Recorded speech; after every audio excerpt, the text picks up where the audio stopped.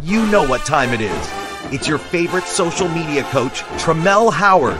Coach Melle in the building with your favorite cool uncle, Uncle Flood, and they're going to take you inside the game. So sit down, relax, get your favorite beverage, and hang as they take you across the SWAT, especially in Southern University football and professional sports as they talk Monday Night Football here on Inside the Game. All right, let's get into it.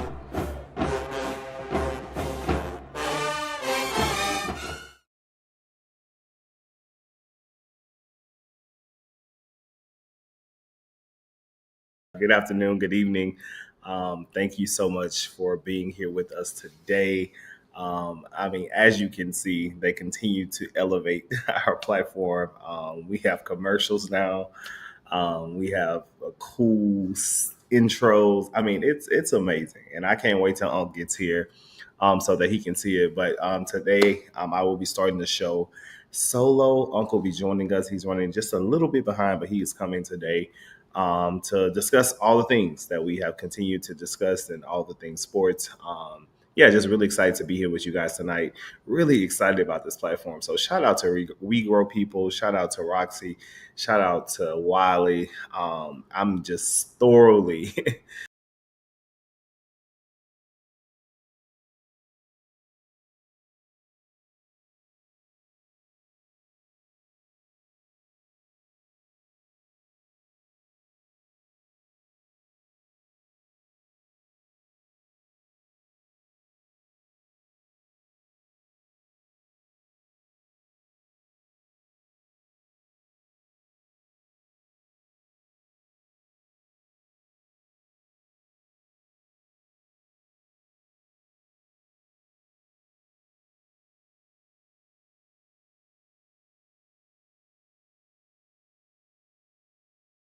look forward to continuous growth for them. You can also follow them on Facebook, LinkedIn, Instagram, and formerly Twitter, now X.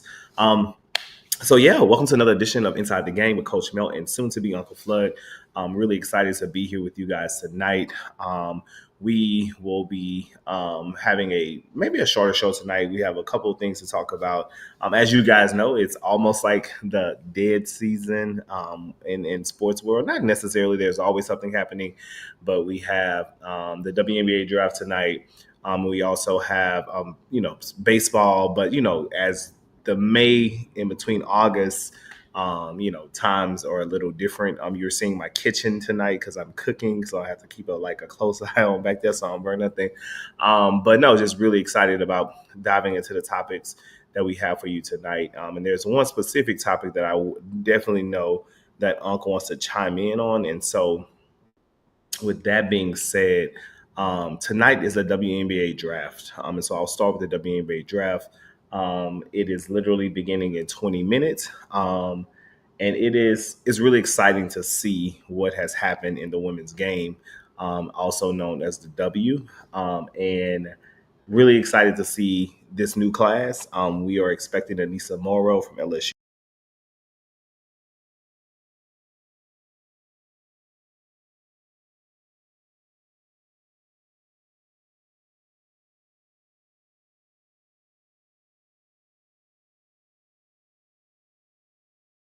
And that group of young ladies, the WNBA has really totally rebranded itself. It is something that we talk about. It is something that we watch. And so I'm really excited to see what's happening. I can't really see y'all comments tonight because of this new platform. So I'm going to chime in. I hope that y'all are chiming in. Just really excited. The rebrand of the WNBA has just been totally phenomenal. As you think about, they now call it the W. I was watching Angel Reese's podcast, and she referred to the WNBA as the W, and I was like, "Oh, this is really they're really going all out." And so I'm really excited to see where these particular players are going. The WNBA is still interesting. I think there's still some kinks to work out as it relates to how people make teams. It's always interesting to see that people can be drafted and then be cut, and they only invite 14 players to the draft. So very, very interesting to see how that all works out and what that looks like.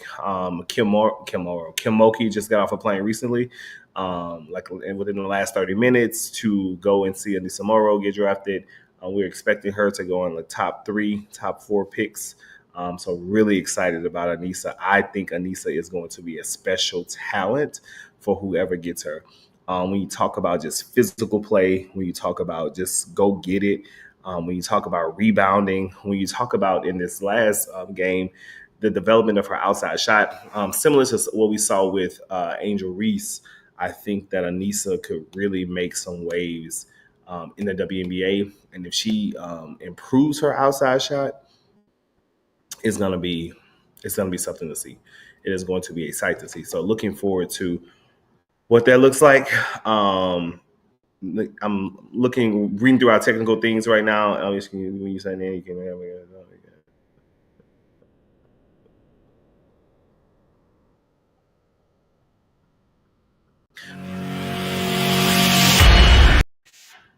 Oh, there's so many technical things happening on this new platform. But for our Facebook viewers, I'm about to post the link for you guys to see us live tonight. And so Uncle will be joining us shortly. And I want to have the link on my page. So if you are a Facebook viewer, if you are on YouTube, and you see us, make sure that you follow us. This will be how you catch us from here on out. We will reconnect to our Facebook for our other shows, as well as another edition of a show that's coming to us. So I'm posting that on my Facebook right now. So if you're on YouTube and you typically watch on Facebook, I have posted the link on my Facebook as we wait for Unc to come. And so we will give Unc a few more minutes, but you can still catch us on Inside the Game at YouTube. Make sure you like, share, subscribe. I gave y'all homework a couple of days ago to send it to 10 people. Make sure that they like, share, and subscribe.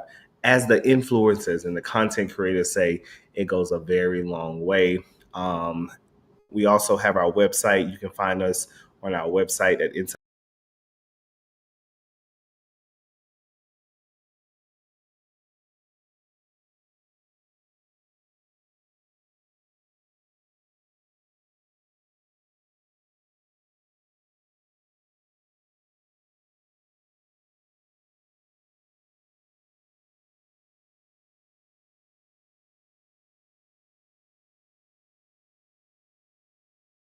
Commercial.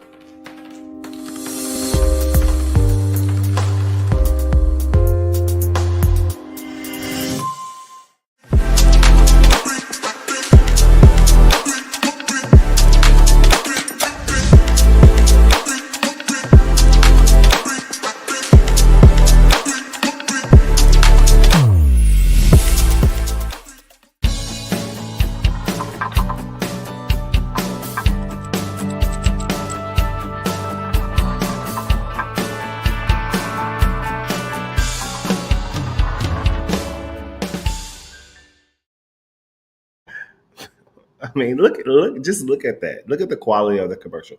So if you want to be a sponsor for Inside the Game, let us know.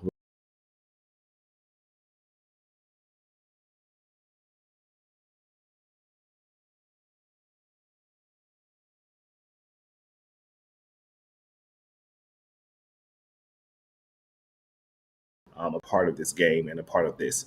And we also are always grateful for the Southern University Office of Enrollment Management, who has been with us since day one, helping us bring the show to you guys. And so we are always, always, always so grateful for the Office of Enrollment Management. If you are looking or want to attend Southern University or know someone, or you think about all the things that happen when we think about enrollment, the Office of Enrollment Management at Southern University has been a keen sponsor of this program since day one, and we are excited about it. This is season 2, episode 9.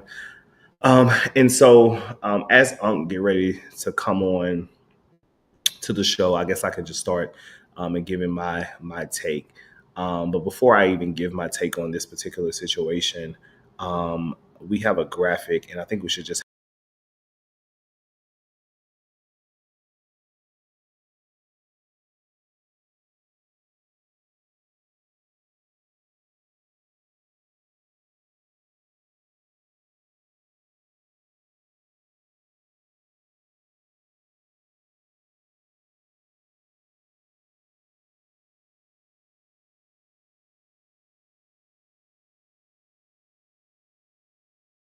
alleged suicide.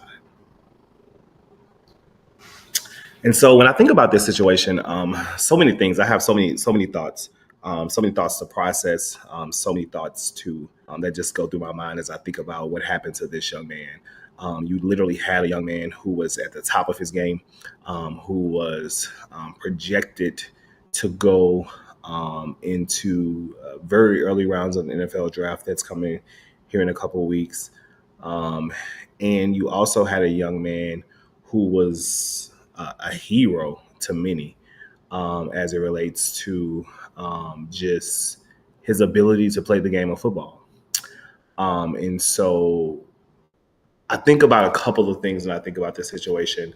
I think about being at the very top of your game and being celebrated, to literally having something that happens to you or in your life where people in so many ways turn their back on you. And so you have a young man who was scoring winning touchdowns and being praised by the community, to then experiencing a situation allegedly that we still don't know the full details of, but that really had a large population of people to turn their back on him. And so when I think about the situation and the alleged events that took place, I think about a couple of things. I think about how we don't do a really good job of really humanizing student athletes. I think oftentimes we look at student athletes as if they are not human and as if they cannot make mistakes. And that is both on and off the field.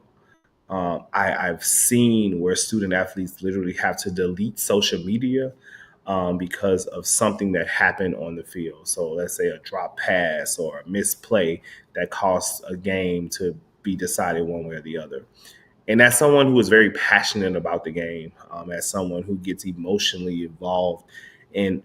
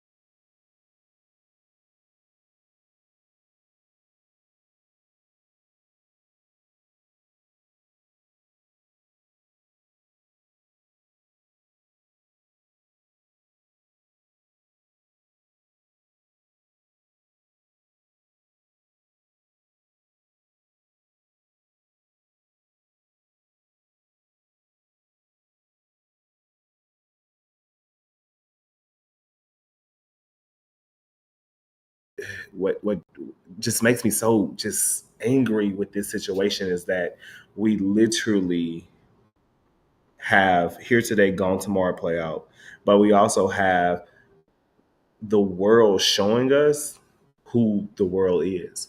And so I just hope that this is a moment we'll never get Kyron back.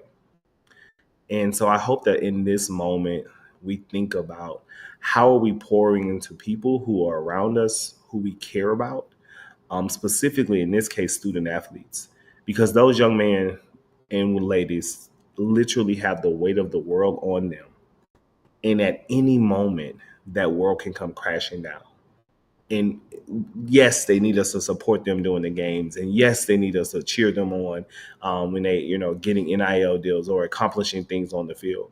But when they need us the most, no matter the sport, is when the lights are off, the game is over, the stadium is empty, and literally the human in them is out. And so the majority of the time these student athletes have is in their human element. And for us as adults to put so much pressure on these young people, it just really tugs at my heart. And I think for a lot of folks, that was what this current situation is putting out there. Is like we have to get back to the village mentality, but the village mentality not just when people are doing what we like to see them do or being celebrated, but village when they are in those dark moments. And it's also, in my opinion, an opportunity for us to talk to young people about consequences, to talk to young people about failure, to talk to young people about what happens when things don't go your way, and talk to young people just about like navigating life. Because my grandmother used to always say, you never get too high on yourself and you never get too low.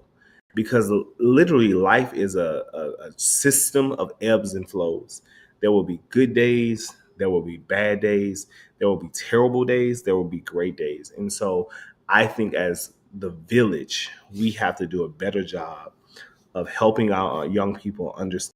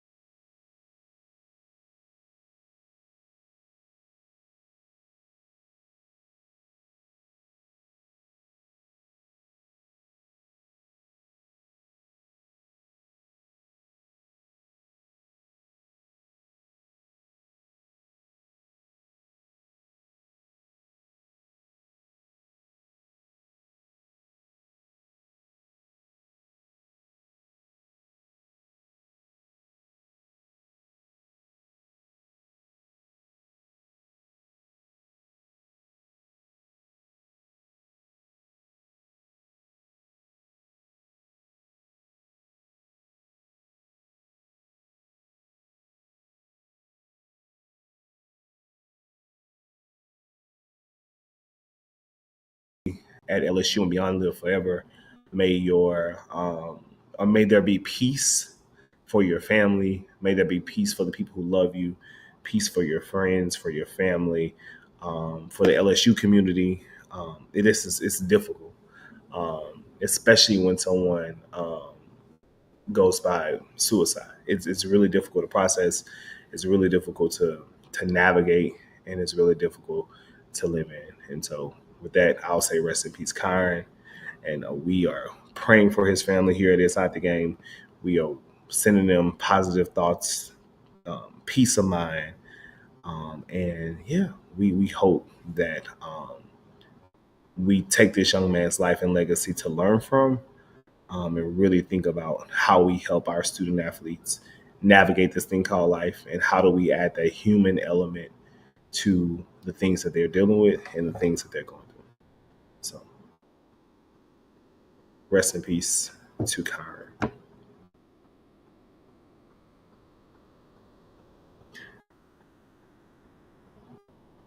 And with that, we're still waiting on Unc to come in. And I'm still finding the new technologies to be able to look through and read you guys' comments, as we think about all the things. But yeah, let's just do a quick commercial break until come back, and I'll see you guys on the other side.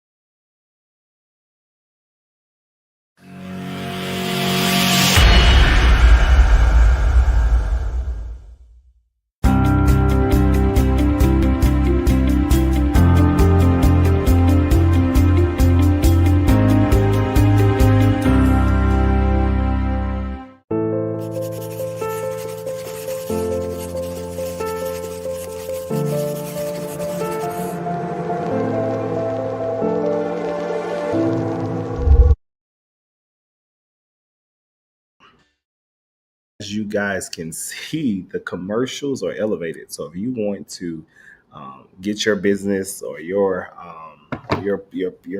whatever you do on our platform, let us know so that we can get you a commercial. I mean, they listen.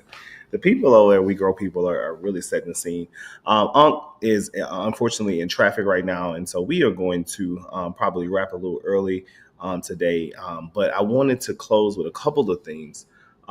We know that baseball season and softball season are slowly coming to an end, and so we have a couple of um, tournaments happening over the next few days, and so a few weeks, really a few weeks. So Sunday, May 11th through Tuesday, May 13th, the SWAC Championship Outdoor Track and Field Championships will be held on the campus of Southern University.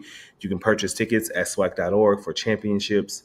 And so that is going to be something that is up and coming so that you can support that. We also have softball. And so softball will be, I'm loading up all of my things. Softball will be Tuesday, May 6th through Friday, May 9th, May 10th if necessary. The softball tournament is in Gulfport, Mississippi at the Gulfport Sports Complex. So make sure you check out softball. When Unc gets here for our next show, we will discuss all things locations. There has been so many comments about the locations of these tournaments. And so we will poll you guys about where you think or how we think this can play out. I'm under the impression that people change the location of the tournament every year.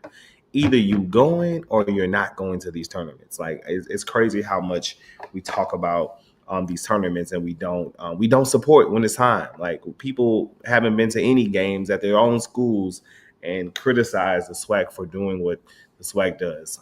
We will also have some more conversations about tournaments and revenues and all those things. So softball tournament Tuesday, May 6th through Friday, May 9th.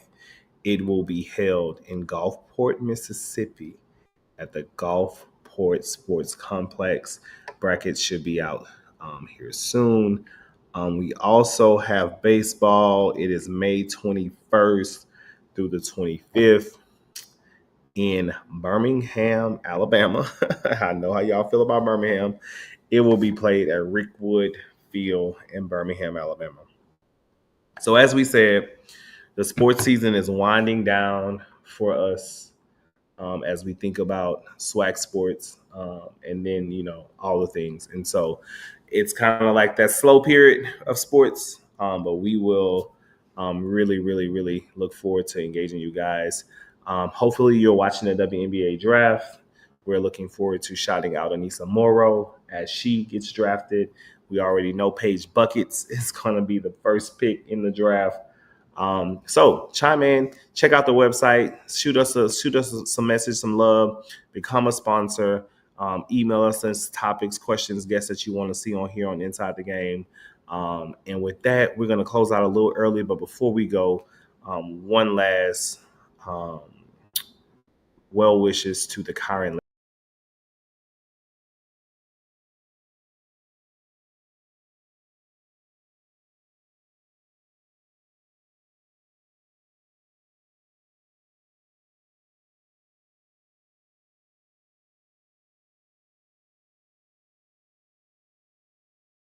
for joining us for another episode of Inside the Game, and we will see you here next week.